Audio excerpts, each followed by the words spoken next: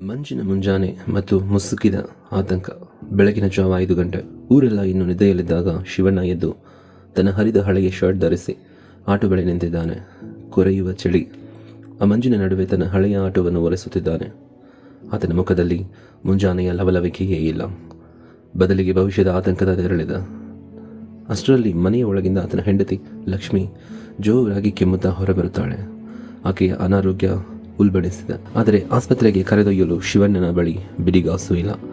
ಆಕೆಯ ಕಣ್ಣಲ್ಲಿರುವ ನೋವು ಶಿವಣ್ಣನ ಎದೆಯನ್ನು ಇರಿಯುತ್ತದೆ. ಶಾಲಾ ಸಮವಸ್ತ್ರ ಧರಿಸಿದ ಮಗ ಅಪ್ಪನ ಬಳಿ ಬಂದು ಮೆಲ್ಲಗೆ ಹೇಳುತ್ತಾನೆ, ಅಪ್ಪ, ಇವತ್ತು ಫೀಸ್ ಕಟ್ಟುತ್ತಿದ್ದರೆ ಮಧ್ಯಾಹ್ನ ಮನೆಗೆ ಕಳಿಸ್ತಾರಂತ.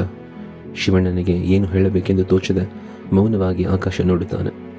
ಆ ಕ್ಷಣದಲ್ಲೇ ಆತನ ಹಳೆಯ ಮೊಬೈಲ್ ಸದ್ದು ಮಾಡುತ್ತದೆ. ಬ್ಯಾಂಕ್ನಿಂದ ಬಂದ ಮೆಸೇಜ್, ನಿಮ್ಮ ಆಟೋ ಸಾಲದ ಕಂತು ಪಾವತಿಸಲು ಇಂದು ಕೊನೆಯ ದಿನ. ಆ ಕಿರುಚುವ ಮೆಸೇಜ್ ಶಿವಣ್ಣನ ಎದೆಯಲ್ಲಿ ಸಿಡಿಲು ಬಡಿದಂತಾಗುತ್ತದೆ. ಹೇಗಾದರೂ ಮಾಡಿ 4 ಬಾಡಿಗೆ ಹೊಡೆದು ಹಣ ಹೊಂದಿಸಬೇಕೆಂದು ಶಿವಣ್ಣ ರಸ್ತೆಗೆ ಇಳಿಯುತ್ತಾನೆ. ಆದರೆ ಅದೃಷ್ಟ ಆತನ ಪರವಾಗಿಲ್ಲ. ಅರ್ಧ ದಾರಿಯಲ್ಲೇ ಆಟೋ ವಿಚಿತ್ರವಾಗಿ ಶಬ್ದ ಮಾಡಿ ನಿಂತು ಬಿಡುತ್ತದೆ. ಮೆಕ್ಯಾನಿಕ್ ನೋಡಿ, ಶಿವಣ್ಣ, ಇಂಜಿನ್ ಪೂರ್ತಿ ಹೋಗಿದೆ, ರಿಪೇರಿಗೆ ಕನಿಷ್ಠ 9,000 ರೂಪಾಯಿ ಬೇಕಾಗುತ್ತದೆ ಅಂತ ಹೇಳ್ತಾನೆ. ಆದರೆ ಶಿವಣ್ಣನ ಕೈಯಲ್ಲಿರೋದು 100 ರೂಪಾಯಿ ಮಾತ್ರ. ಅದೇ ಹೊತ್ತಿಗೆ ಹಣ ಕೊಟ್ಟಿದ್ದ ಸಾಲಗಾರರು ಅಲ್ಲಿಗೆ ಬಂದು ಜನರ ನಡುವೆಯೇ ಶಿವಣ್ಣನ ಕಾಲರ್ ಹಿಡಿದು ಹಣ ಕೊಡ್ತೀಯಾ, ಇಲ್ಲ ಆಟೋ ಇಲ್ಲೇ ಬಿಡ್ತೀಯಾ ಎಂದು ಅವಮಾನಿಸುತ್ತಾರೆ. ಸಾಲ ಮತ್ತು ರಿಪೇರಿಯ ನಡುವೆ ಶಿವಣ್ಣ ಜೀವಂತ ಹೆಣವಾಗುತ್ತಾನೆ. ಸೂರ್ಯ ಮುಳುಗಿ ಕತ್ತಲಾದರೂ ಅಂದು ಶಿವಣ್ಣನ ಮನೆಗೆ ಹಣ ಬಂದಂಗಿಲ್ಲ. ಮನೆಯ ಹೊರಗೆ ಕುಳಿತು ಕಣ್ಣೀರು ಹಾಕುತ್ತಿದ್ದಾನೆ.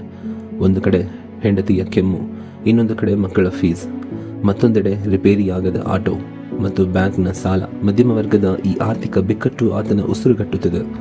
ತಾನು ಇಷ್ಟೆಲ್ಲ ಕಷ್ಟಪಟ್ಟರೂ ತನ್ನ ಕುಟುಂಬಕ್ಕೆ ನೆಮ್ಮದಿಯ ಒಂದು ತುತ್ತು ಅನ್ನ ನೀಡಲು ಸಾಧ್ಯವಾಗುತ್ತಿಲ್ಲವಲ್ಲ ಎಂಬ ಸಂಕಟ ಅವನನ್ನು ಕಾಡುತ್ತದೆ. ಇದು ಕೇವಲ ಒಬ್ಬ ಚಾಲಕನ ಕಥೆಯಲ್ಲ.